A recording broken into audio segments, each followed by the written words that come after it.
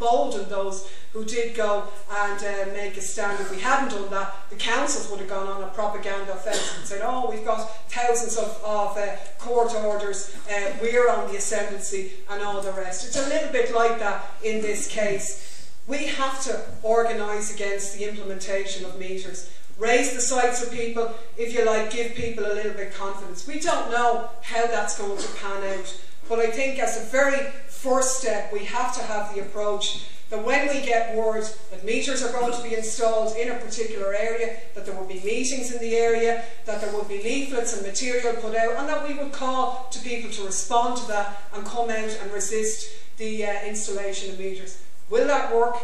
We don't know. You could have a scenario, what we'd be fighting and organising for is a Waterford type scenario where you have 1,000 people coming out and it's a huge point of political pressure. That would be the ideal, that's what we were striving for. We don't know whether it will happen like that. Hopefully it will. Maybe it won't. Maybe it will be sporadic in different areas, that type of thing, slowing it down. I don't think anybody is arguing for a situation where you'd have a small group of people running around the whole countryside chasing water meter installers or anything like that.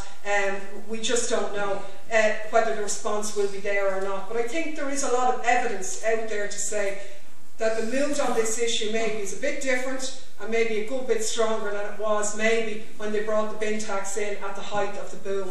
And I think there's a couple of reasons for that. The first one is obviously the bin tax itself, where the arguments of the establishment have been exposed as being complete and utter nonsense in return of trying to link the bin tax with recycling and so on, with taking away the waiver and all that sort of thing. But crucially, it is the different economic climate that we're operating in. Unlike the bin tax, where everybody was out at work, against this backdrop, there's loads of people sitting at home in communities who are unemployed and are feeling the pinch financially. And you could have the basis of a really serious community campaign in the instance of water inspectors or contractors moving into areas attempting to install meters. I think, as I said, we don't know how that will pan out, but that has to be the approach of a campaign. Ultimately, if they succeed in getting meters in place in this area, in that street or whatever, it moves on to the next stage. Meters themselves, by their very nature, God love them, are very vulnerable to external damage. They certainly have. There can be all sorts of issues and difficulties with the technology being read, with radio waves being interfered with and not being able to get readings and all the rest of it.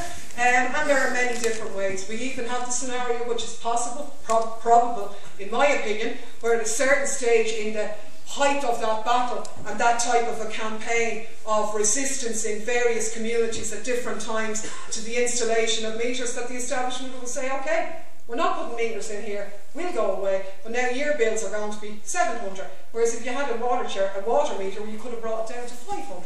And you'll have that type of approach as well.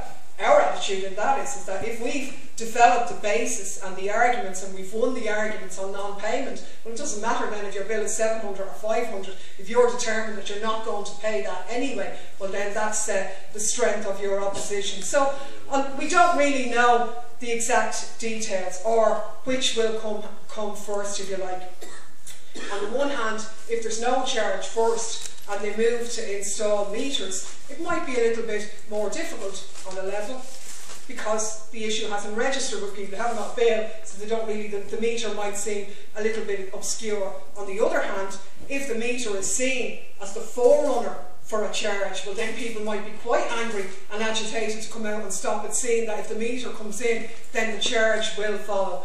I suppose the point I'm trying to make is that while we can't be clear on the detail, at this stage what we're saying is that we have to be clear that it would be absolutely fatal to allow them to implement meters in areas unchallenged. And pledging resistance to the installation of meters has to be the second key plank of any serious campaign that's going to defeat this issue. I think the other key platform which we touched on this morning will be the whole area of opposition to privatisation and articulating the opposition to privatisation as part only protecting the integrity of the supply, but also in defence of public services, and that water provision and access to safe drinking water should be a public service regardless of inability to pay. I think we have to link it back to the whole area that this is a political decision at the end of the day. It is linked to other political decisions which are seeing ordinary people take the hit for the squandering of the boom years by the establishment and their builders' friends and so on. So political pressure is going to be a key part of this. Protests, calling councillors to meetings and so on. But that will only be effective if it's built on the platforms of the other things. So just in conclusion, 1 minute, Joe, the type of platform, and that's all we can outline at this stage, that we believe is necessary, is opposition to the charge based on organising and advocating non-payment, resisting the installation of meters, and opposition to privatisation and defence of water as a public service. I think the type of campaign, you saw it in the DVD, the only one that can be effective is one of real people power built from the grassroots up. I think we can be very, very confident with that type of approach outlined that we can succeed in this regard. It is a tribute to the people of this city, to the campaign that was run in the 90s, that the campaign fought in the 3 Dublin councils, which succeeded in abolishing the charge nationally, was an enormous victory for ordinary people. Many people have used the quote since then, Minister Hanafin last year, saying if we hadn't succeeded in that, householders would be paying 700 to 800 euros a year now. So that was a very precious victory that was won at that time. We did it before against the present economic background where people are being absolutely bled dry. I think with the right tactics and the right approach, there's no doubt that we can do it again.